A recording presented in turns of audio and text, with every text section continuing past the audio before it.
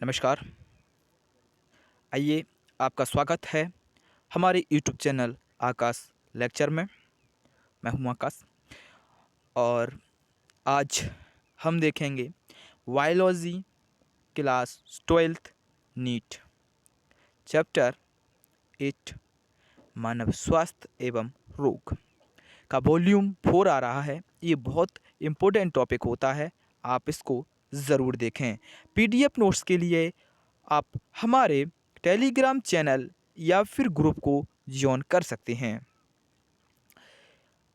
तो आज का लेक्चर प्रारंभ करने से पहले हम बताएंगे कि डिस्क्रिप्शन में लिंक दी गई हैं, आप वहां से जाकर हमारे टेलीग्राम ग्रुप को, टेलीग्राम चैनल को, इंस्टाग्राम को ज्वाइन कर सकते हैं, जहां आपको सभी इम्पोर्टेंस जो जानकारी हैं वह उपलब्ध हैं।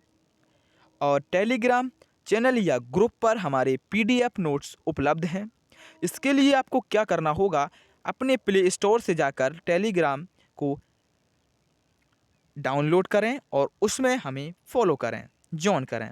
तो आइए शुरुआत करते हैं आज के इस लेक्चर की। चलिए, तो क्या हैगा वो अब हम देखते हैं। इसमें हम कल पहुंच चुके थे, बहुत सारा हमने कल कर लिया था। निमोनिया, इसमें हमने कल टाइफाइड कंप्लीट कर दिया था, एक रोग। अब आज हम देखते हैं निमोनिया से क्या चीज़ होती है। निमोनिया वहाँ से समझने का कोशिश करते हैं निमोनिया से। तो ठीक है, देखते हैं निमोनिया को। निमोनिया यानी फेफड़ों के संक्रमण के कारण उसमें हुआ शोध निमोनिया कहलाता है। जब फेफड़ों में संक्रमण हो जाता है, उसके कारण उसमें सूजन आ जाती है फेफड़ों में, तो उस क्रिया को हम निमोनिया कहते हैं। इसमें फेफड़े जो होते हैं वो काफ़ी हद तक, इनमें फेफड़े जो होते हैं वो काफ़ी हद तक क्षतिग्रस्त हो जाते हैं निमोनिया से। ये ड्रॉपलेट संबंधित बीमारी होती है, कल हम बता चुके थे इस बारे में आप लोगों को। चलिए अब शुरुआत करते हैं इसके अगले टॉपिक की, आगे की बात की। इसमें क्या हैगा, जीवाणु स्ट्रेप्टोकोकस निमोनी के कारण ये रोग होता है। निमोनिया वास्तव में एक अकेला रोग नहीं है, बल्कि फेफड़ों के अनेक प्रकार के शोध हैं। यह संक्रमण के लिए प्रयोग किए जाने वाला शब्द है। बहुत सारे संक्रमण होते हैं तब जाकर निमोनिया होता है। यह शोध संक्रमण अनेक प्रकार के सूक्ष्म जीव द्वारा उत्पन्न होता है। एक फेफड़ा या उससे अधिक उसकी मात्र एक पाली या दोनों फेफड़े प्रभावित हो जाती हैं। इस रोग से कारण निमोनिया जो है से पहले फेफड़ों की एक पाली प्रभावित होती है, जिसे ब्रोंकोनिमोनिया कहते हैं। इसके बाद जो होता है वो श्वास मार्ग प्रभावित हो जाता है व फिर फेफड़े। ऐसे ही चलते चलते ये काफ़ी हद तक नुकसान पहुंचाने वाला रोग होता है निमोनिया। ये ड्रॉपलेट के कारण होता है। संक्रमण विधि क्या होती है देख लीजिए, संचरण की विधि क्या होती है, मैड ऑफ ट्रांसमिटेशन क्या होता है इसका वो देख लीजिए। निमोनिया का संचरण मुख्यतः ड्रॉपलेट इन्फेक्शन द्वारा होता है। रोगी व्यक्ति के खांसने छींकने से निकली छोटी छोटी जो बूंदें होती हैं वो रोगजनक को भी स्वस्थ व्यक्तियों में उससे संक्रमण हो जाता है, ये हम बता चुके थे। ठीक है, अब इसके लक्षण क्या हैं, लक्षण देख लीजिए। लक्षण है कि बुखार, ज्वर व कपकपी। बुखार आता है, ज्वर होता है, कपकपी भी आती है, इसके ये लक्षण होते हैं। इससे बुखार आता है, सांस फूलना, खांसी और क्या का खांसी जिसमें हरा पीला बलगम निकलता है, और सिर दर्द भी इससे होता है, सांस लेने में परेशानी। ये सभी किसके उदाहरण होते हैं, निमोनिया के उदाहरण होते हैं। सांस लेते समय अंतः श्वसन या सीने में दर्द जो वक्ष में फेफड़ों के बाहर की झिल्ली को शोथ के कारण होता है, यह जो है प्लूरीसी कहलाता है। इस सब को हमको नहीं देखना है, हमको इनके सिर्फ लक्षण याद करने हैं। इसमें कौन कौन से जो है लक्षण होते हैं, तो लक्षण आप देख चुके हैं। बुखार, ज्वर, कपकपी आती है, ज्वर होता है, सांस जिसमें हरा पीला बलगम निकलता है, सिर दर्द होता है, सांस लेने में परेशानी। ये सभी उदाहरण किसके होते हैं, सभी उदाहरण होते हैं निमोनिया के। किसके होते हैं, सभी उदाहरण होते हैं न्यूमोनिया के। अब आ जाते हैं सामान्य जुकाम पर। सामान्य जुकाम क्या होता है,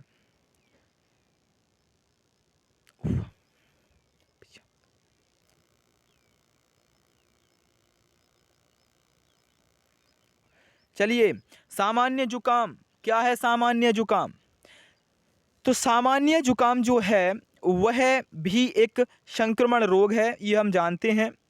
देखो, सामान्य जुकाम नाक और गले, जिसे कॉमन कोल्ड बोलते हैं, वो सामान्य जुकाम होता है। सामान्य जुकाम नाक, गले और श्लेष्म में कला जो होता है म्यूकोर्स मेम्ब्रेन के विषाणु संक्रमण यानी वायरस इन्फेक्शन के कारण हुआ शोध होता है।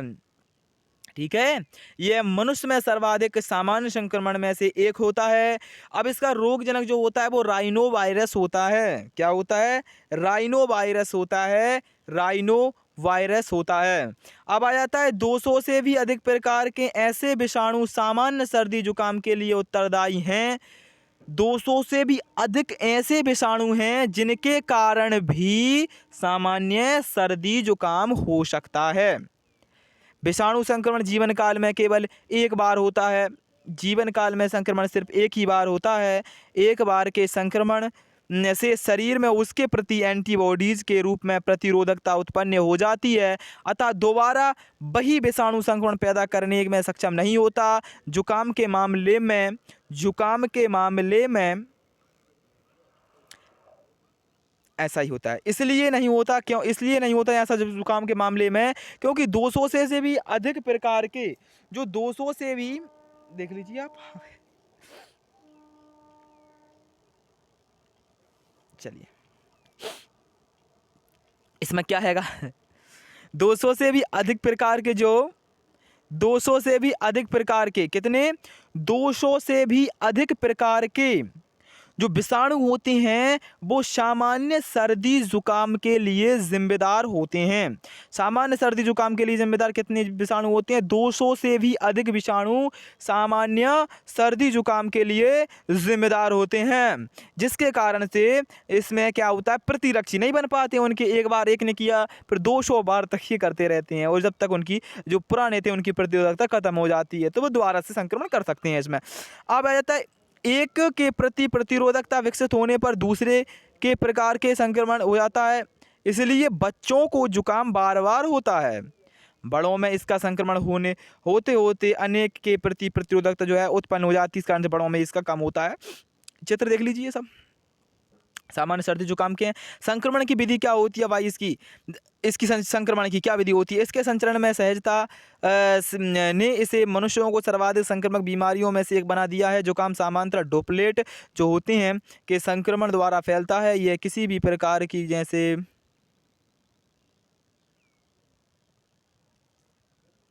ठीक है, किससे फैल सकता है? फोमाइट जैसे पेन, कॉफ़ी, किताब, कपड़े, मोबाइल, लैपटॉप आदि से भी ये संचरित हो सकता है। सामान्य सर्दी जुकाम हाथ में आए विषाणु नाक को छूने व आँख को रगड़ने से शरीर में प्रवेश करते हैं। लक्षण: सर्दी जुकाम को आमतौर पर सिर की सर्दी कहा जाता है। नाक व गला प्रभावित होने के कारण लक्षण भी इन्हीं से संबंधित होती हैं। इससे फेफड़े भी प्रभावित नहीं हो, इससे फेफड़े जो हैं वो प्रभावित नहीं होते। ठीक है, इससे फेफड़े क्या होते हैं? प्रभावित नहीं होते हैं। चलिए देखिए, इसमें थोड़ा छूट गया है टॉपिक, वो देखते हैं कितने होती हैं। 200 से भी अधिक इसमें क्या होती हैं? विषाणु होते हैं। जो ऊपर यहाँ पर देखिए, आप यहाँ पर देखिए, यहाँ शुरुआत कर रहे हैं दोबारा, जो सर्दी जुकाम पैदा कर सकते हैं। एक के प्रति प्रतिरोधकता विकसित होने पर दूसरे प्रकार के विषाणु का संक्रमण हो जाता है। इसलिए बच्चों को जो जुकाम बार बार होता है, फेफड़ों नहीं बड़ों में इसका संक्रमण होते होते के लिए प्रतिरोधकता उत्पन्न हो जाती है। जो राइनो वायरस के साथ जो कोरोना वायरस भी जुकाम उत्पन्न करता है। राइनो वायरस के साथ साथ कोरोना वायरस भी सामान्य सर्दी जुकाम उत्पन्न करता है। ये हमने देख लिया, कौन सा? Corona virus. अब ये तो हो गया आज तक का। अब हम देखेंगे इसके लक्षण क्या होती हैं। इसके लक्षण क्या होते हैं? देखो, सामान्य सर्दी जुकाम को आमतौर पर सिर की सर्दी कहा जाता है। नाक, कान, गला प्रभावित होने के कारण लक्षण भी इन्हीं से संबंधित होते हैं। सामान्य सर्दी जुकाम, कोरोना वायरस। ठीक है, अब आता है गले में खराश व पहला लक्षण है इसका, गले में खराश होना। नाक बहना, अर्थात नाक से जल या द्रव का स्राव होना, छींकने, ये सब क्या होती हैं, इसके लक्षण होती हैं। आँखों से पानी आना, हल्का सा बुखार व खांसी, सिर दर्द, सिर में भारीपन, पेशियों में दर्द, सर्दी लगना, थकना, ये सभी लक्षण जो होते हैं वो किसके होते हैं, ये 7 से 8 दिन में स्वतः ही ठीक हो जाती हैं। ये सभी लक्षण जो होते हैं वो सामान्य सर्दी जुकाम के लक्षण होते हैं। 7 से 8 दिन में ये अपने आप ही सही हो जाते हैं, सामान्य सर्दी जुकाम के। चलो ठीक है, अब आ जाते हैं मलेरिया क्या होता है भाई। मलेरिया उष्णकटिबंधीय क्षेत्रों में पाया जाने वाला एक गंभीर संक्रमण है, जिससे अधिक लोग, बहुत सारे लोग इससे क्या होते हैं, संक्रमित होती हैं। रोगजनक क्या होता है इसका भाई, जो रोगजनक होता है मलेरिया का एक वो होता है प्रोटोजुआ के कारण होने वाला रोग है, जिसे मलेरिया जो क्या कहते हैं प्लेटियम लैंगिक जीवन चक्र मनुष्य में इसका क्या होता है, परजीवी का जो प्लाज्मोडियम परजीवी होता है, ये बहुत इंपॉर्टेंट है, आप इसको याद रख लीजिए। मलेरिया परजीवी का अलैंगिक जीवन चक्र मनुष्य में तथा इसका लैंगिक जीवन चक्र मादा एनाफिलीज में संपन्न होता है। मतलब ये हो गया कि जो परजीवी है उसका लैंगिक चक्र कहाँ होता है संपन्न, लैंगिक चक्र संपन्न होता है मादा एनाफिलीज मच्छर में संपन्न होता है, और जो अलैंगिक चक्र होता है वह संपन्न होता है मनुष्य में।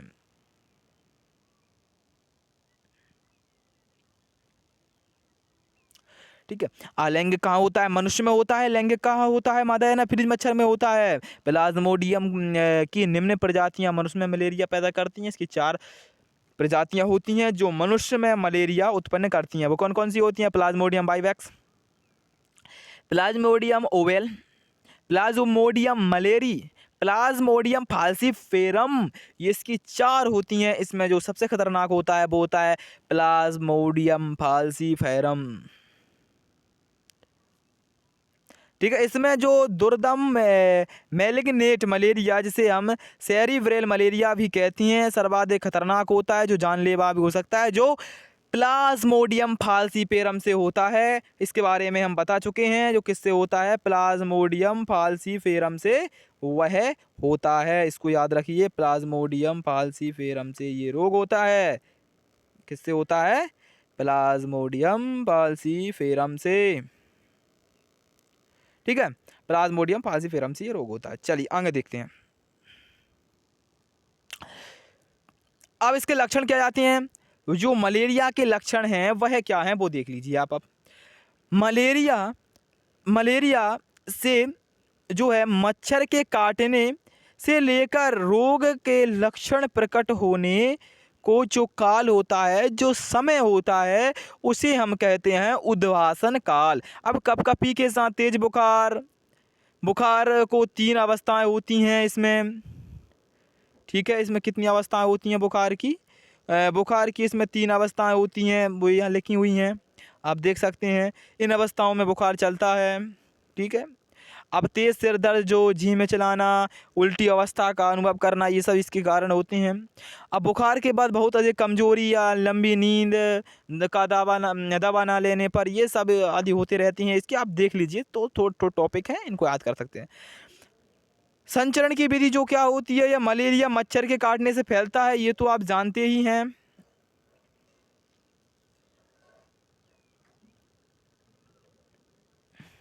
हाँ, नर मादा, जब मादा एनाफिलीज मच्छर मनुष्य को काटता है, तब उसकी लार में उपस्थित जो मलेरिया परजीवी होते हैं वो क्रिया संक्रमणकारी जीवाणु या जैसे स्पोरोजोइड मनुष्य के रक्त में प्रवेश कर जाता है। स्पोरोजोइड मनुष्य के रक्त से सबसे पहले यकृत यानी लिवर को प्रभावित करता है, वहाँ पर गुणन करता है, अपनी संख्या बढ़ाता है। यकृत कोशिकाओं के फटने से बहुत बड़ी संख्या में निकलने वाले जो परजीवी अब लाल रक्त कणिकाओं में यानी आरबीसी में प्रवेश कर जाते हैं।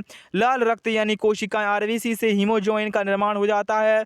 ठीक है, जो विषाक्त पदार्थ मलेरिया ज्वर में लगने वाली कपकपी व उच्च ताप व के लिए उत्तरदायी ड्राई होता है। और लाल रक्त कोशिकाओं का फटना, जैसे लाल रक्त कोशिकाएं फटती हैं, उसमें हीमोजोइन का निकलना, कपकपी व ज्वर आना प्रत्येक 3 से 4 दिन क्या दोहराया जाता है, 3 या 4 दिन में ये दोहराया जाता है मलेरिया में। मादा एनाफिलीज मच्छर द्वारा इन संक्रमित व्यक्तियों को काटने पर परजीवी प्लाज्मोडियम मच्छर के शरीर में प्रवेश कर जाते हैं, जहां पर इनका आगे विकास होता है। ठीक है, लैंगिक अवस्था यानी जो गैमीटोटाइट्स सोसाइट्स जो लाल रक्त कोशिकाओं में विकसित होती है, जब रूप से मलेरिया परजीवी मच्छर के शरीर में ही प्रवेश कर जाती है, मतलब उसी के शरीर में ये क्रिया होती है। अब इसका यहाँ पर पूरा विवरण दिखाया गया है।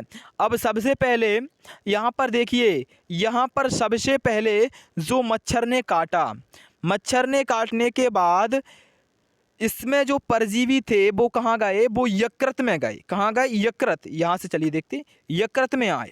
कहाँ आए? यकृत में। यकृत में इनका गुणन होता है, यकृत में इनका गुणन होता है, और यहाँ पर इनका जब विस्फोट होता है तब उससे क्या होती हैं, ये गुणन कर कर बहुत सारे परजीवी निकलते हैं और ये फिर आरबीसी में प्रवेश कर जाते हैं। अब ये आरबीसी में प्रवेश कर गए, आरबीसी में प्रवेश कर ये हीमोजोइन नामक एक पदार्थ का निर्माण करते हैं।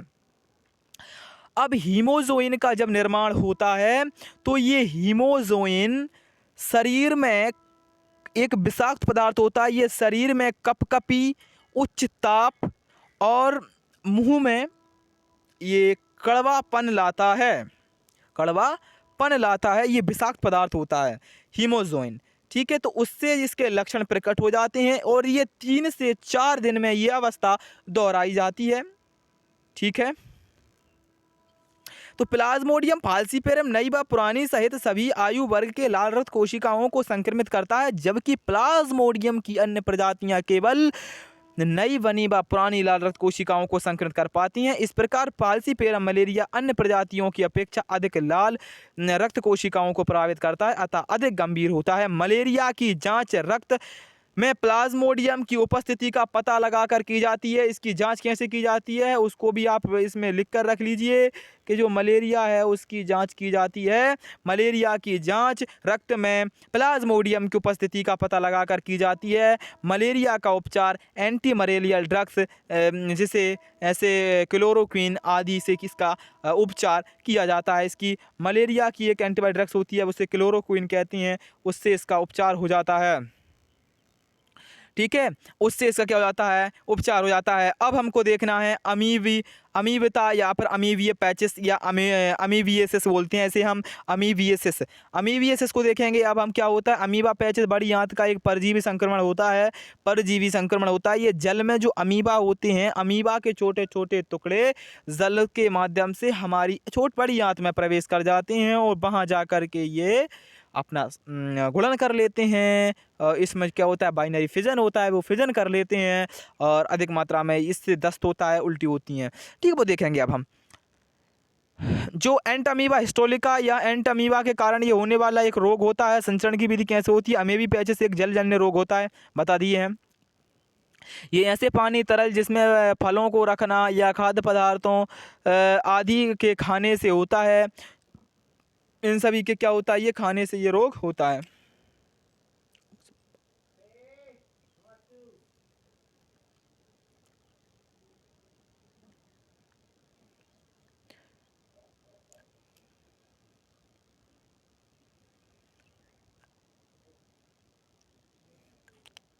चलिए,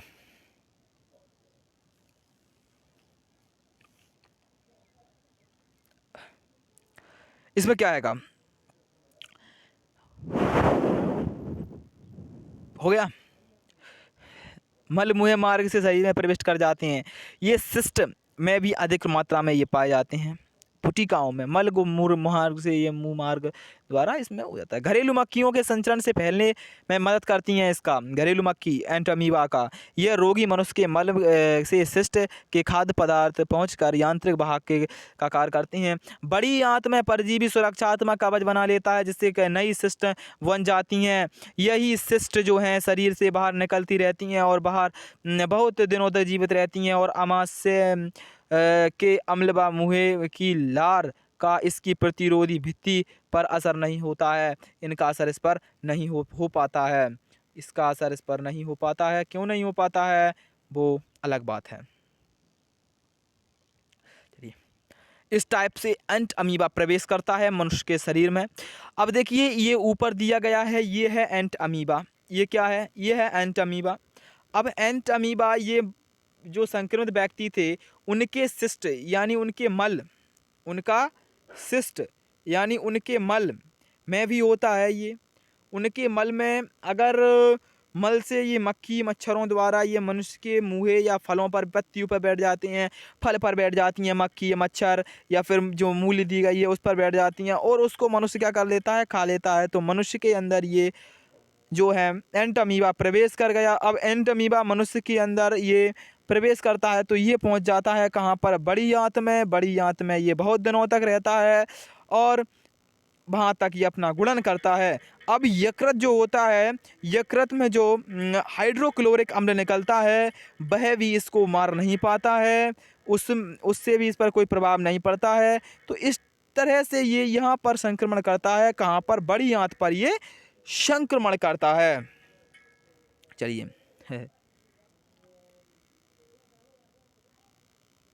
ये कहाँ पर संक्रमण करता है भाई? बड़ी आंत पर ये संक्रमण करता है।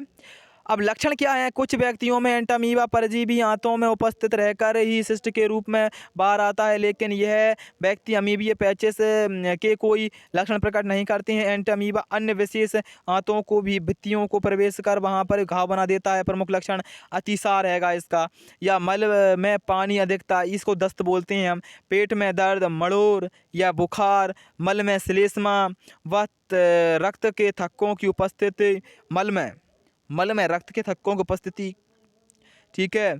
आव या फिर बीच बीच में के बाद पुनः अतिसार, गंभीर अवस्था में परजीवी यकृत यानी लिवर को भी यह नहीं छोड़ता। लिवर को भी यह परजीवी लिवर को भी संक्रमित कर देता है। लिवर को भी यह परजीवी संक्रमित कर देता है। तो अगर अभी तक आपने हमारे चैनल को सब्सक्राइब नहीं किया है तो चैनल को सब्सक्राइब कर लीजिए, बेल आइकॉन को प्रेस कर लीजिए। बहुत ज़्यादा इम्पोर्टेंट ये टॉपिक चल रहे हैं, आप इनको मिस ना करें, ठीक है। थैंक यू, धन्यवाद धन्यवाद धन्यवाद।